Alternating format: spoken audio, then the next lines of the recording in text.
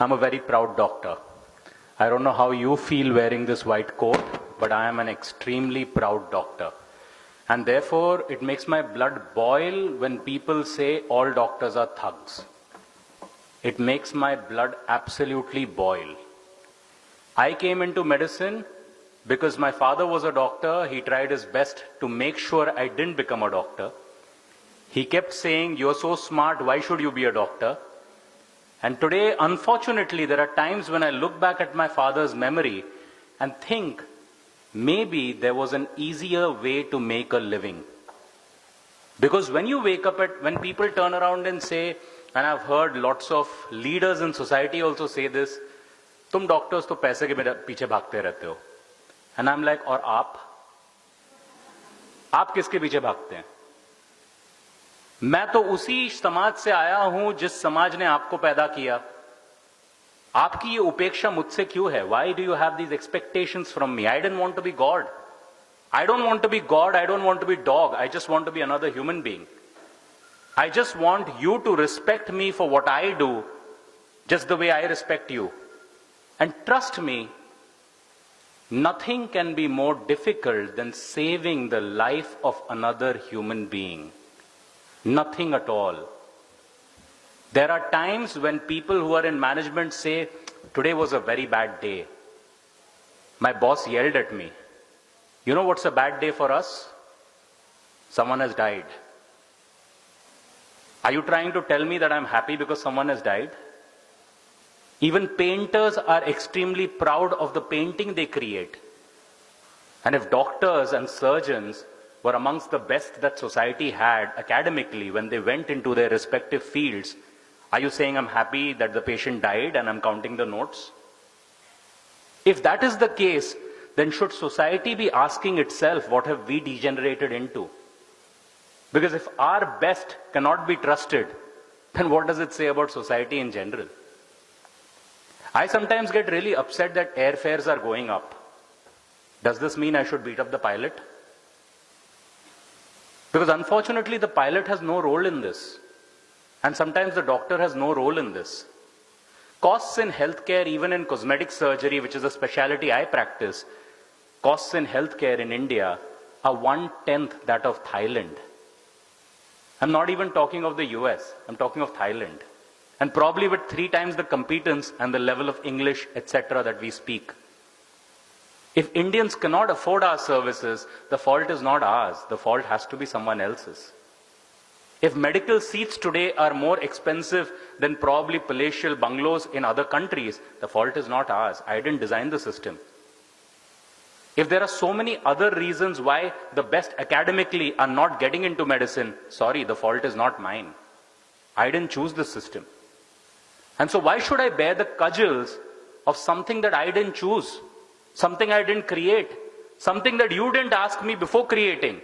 But yet I must bear the cross for that. Why? Why? Why should I bear that?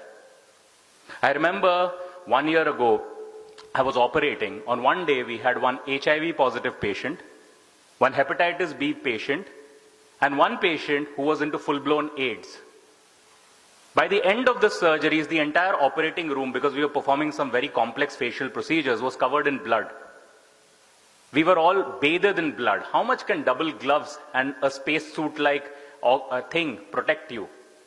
Are you telling me I love money so much that I want to die of HIV? And if that is true, then why don't you go ahead, or whoever's not a doctor, come in and try and make sure how funny it is to make money and be woken up at 3 a.m. and go and see a patient when your child and your wife are next to you and they want you to go to sleep? Why is it that doctors in India have a 30% greater suicide rate than other communities? Why is it that doctors live approximately 9 years less, according to the Indian Medical Association data, than the average life expectancy of Indians? Why is it that Indians who had an average life expectancy of 32 years at independence today live up to 69 years, which is double and more, and yet no one seems to recognize what we are doing as a specialty or as people? Is it that we are doing bad work? Or is it that we are bad at communication? Or is it that, my dear friends, We are bad-mouthing each other so much that the patient has no ability but to agree. So the next time that you become a doctor, please think about one thing. If you will take shortcuts and if you will run down your own community, there will come a time when people will come after you. That time, don't stand up and say, no one stood for me. So it's very, very important to understand some of these issues which are happening, stick together as a community, and do amazing work. So when Aparna and I started discussing this 3 years ago, and thank God I met someone who's actually prouder to be a doctor than even I am. And when we started thinking of this, we started realizing that media was just highlighting the negatives. Media was just highlighting the fact that there are so many people dying and there are hospitals being vandalized. But tell me, science has progressed to the level where you can cure diseases in utero. Science has progressed to the level where you can do genetic modifications. People are living longer lives in India than ever before.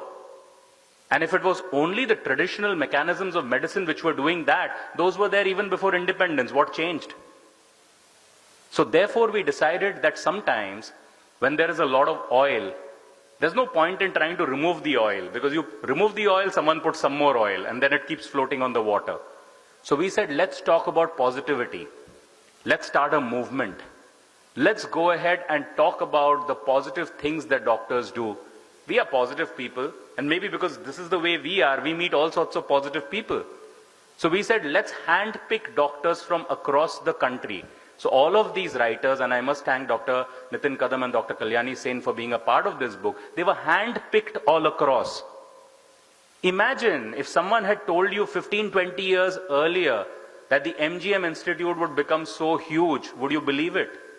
It's a deemed university. Imagine what sort of thought processes someone must have had to create something so amazing. But everyone wants to pick up negatives, right? That's what goes ahead and gives us brownie points. There are negatives in each one of us, even the ones who are pointing fingers at us. So therefore we sat about and said, we're going to pick up these guys who are superstars. And as we collected the stories, and as we put them together, most of the stories gave me goose pimples. Most of the stories made me want to cry. Because these were amazing stories. These were just amazing stories of resilience. When you have Dr. Ulit Selvan talking about how he had to brave the riots, there were riots going on in Karnataka and Tamil Nadu. And while he was taking the patient across for a liver transplant from one state to the other, there were Kaveri riots. How he had to brave riots which were burning ambulances. Oh, by the way, what does that say about society? They were burning ambulances. And then he walked across the border with his patient hand in hand. After telling his wife that he didn't know whether he would come back that evening. How is that lesser than any soldier in this country? How is that lesser? And today it's so cool to talk about patriotism and talk about soldiers. But hello, the way things are going, 40% super specialty seats were not occupied this year. If things continue in this manner, I'm sorry to say, even soldiers will find it difficult to lead us in battle because they'll bleed to death without the doctors. So that's how we put things together. And then we went to Bloomsbury and we said, okay, let's put it all together. They agreed.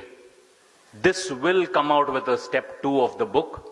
Step 2 will become larger. We've already started planning it. There will be some Nobel laureates who will be a part of this. The person who did the first face transplant in the world. The person who invented the cyber knife in the world. Amazing things, amazing stories, because ultimately, my friends, it's about us having to get inspired as well. If we keep reading negative stuff, and I know a lot of doctors who now when we get together talk of all the negatives, we are reinforcing the negatives and not igniting the positives. We didn't come into medicine to talk of negative stuff.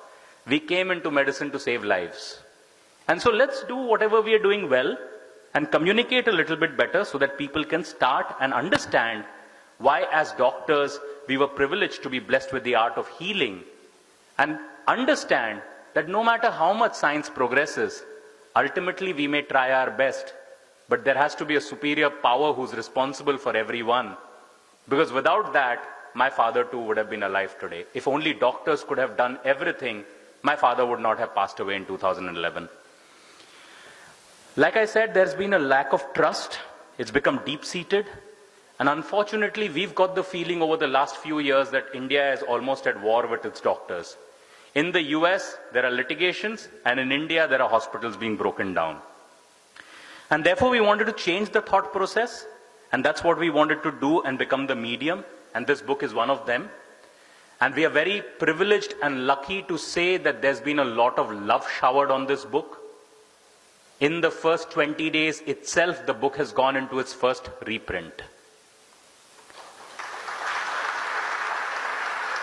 In the first pre-launch itself, it pre-launched on Amazon.India on the 10th of August.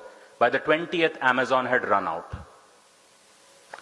But there are only 2,500 copies yet, and we have a long way to go.